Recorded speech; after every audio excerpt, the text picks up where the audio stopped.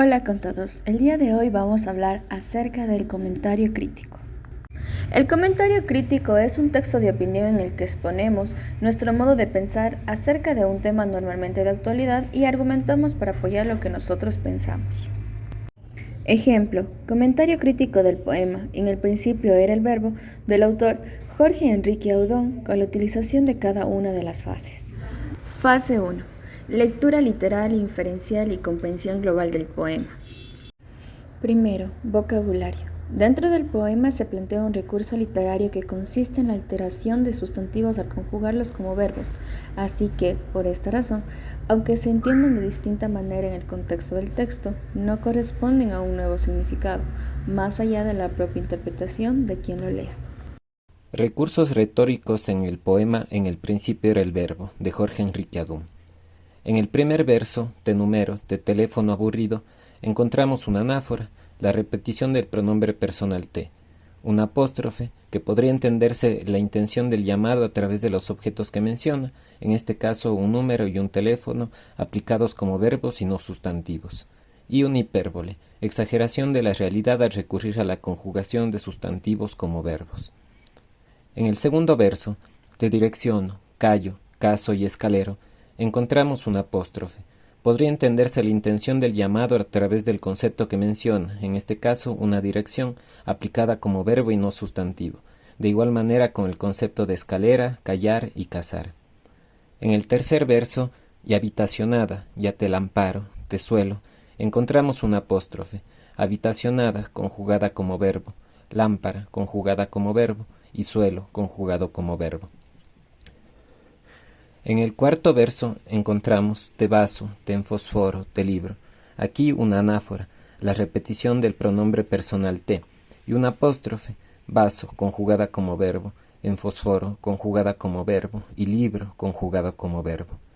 En el quinto verso, te disco, te destoco, te desvisto, desoído, encontramos una anáfora, la repetición del pronombre personal te y un apóstrofe, disco, conjugada como verbo, desoído, conjugado como verbo.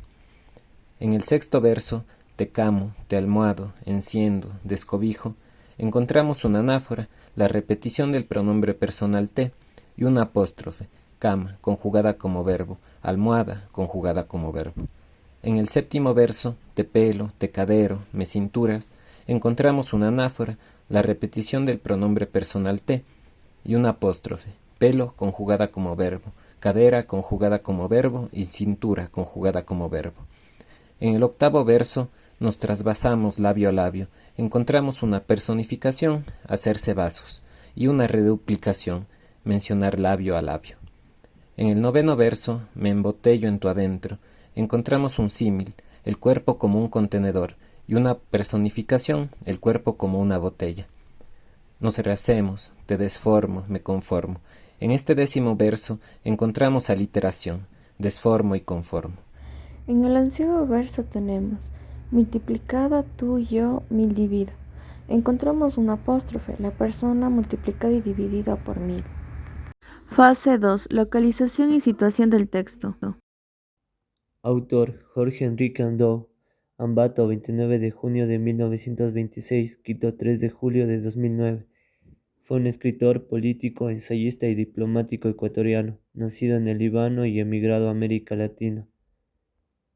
Entre sus mayores y más reconocidos éxitos se encuentra la novela Entre Mars y una mujer desnuda, publicada en 1976. Dicha novela fue llevada al cine en 1996 por el realizador ecuatoriano Camilo Luzuriaga. Su obra siempre ha tratado de temas sociales y por ella fue nominado al Premio Cervantes. Movimiento literario. Adou se renovó formal y temáticamente a la par del movimiento lírico general de América Latina y presentó versos dislocados en Curriculum Mortis 1973 y en Pre-Poemas en Post-Español 1973. Movimiento histórico. Luego de un golpe militar en Ecuador se instaló en París, donde fue sucesivamente lector de literatura en español, portugués y catalán para los edificios Gallimard, periodista de la radio y televisión de Francia y traductor de la ONU y la OIT en Ginebra. donde en 1969 estrenó en francés su obra de teatro El sol bajo las patas de los caballos, traducida a 6 lenguas y representada en numerosos países de Europa y América. Volvió a París como miembro del comité de redacción del Correo de la UNESCO hasta junio de 1987. Relación del texto con otros textos. En el principio era el verbo, se llamaba el poema, y ese título que suena a génesis mitológico o bíblico. De todo empieza siempre por el caos, tiene todo el sentido del mundo. El verbo no existe más, todo acto se expresa ahí con un sustantivo, para contar una acción, pasión o estado cuyo eje narrativo se encuentra. Fase 3. Análisis del contenido o estructura interna. Tema. El poema trata de cómo el autor relaciona todas las cosas de la vida encontrando a su amada. Subtemas. El autor siempre maximiza a la mujer y se minimiza a sí mismo. Sentimientos. Aburrido, silencio, lujuria y amor. Fase 4. Análisis de la forma o estructura externa. Primero, género literario, métrica y versificación. El poema revisado pertenece al género lírico. Está compuesto por 11 versos de distinta forma. Tiene rima. Además, los 2 primeros versos son la introducción, los 7 siguientes versos son el desarrollo y los 2 últimos versos son la conclusión.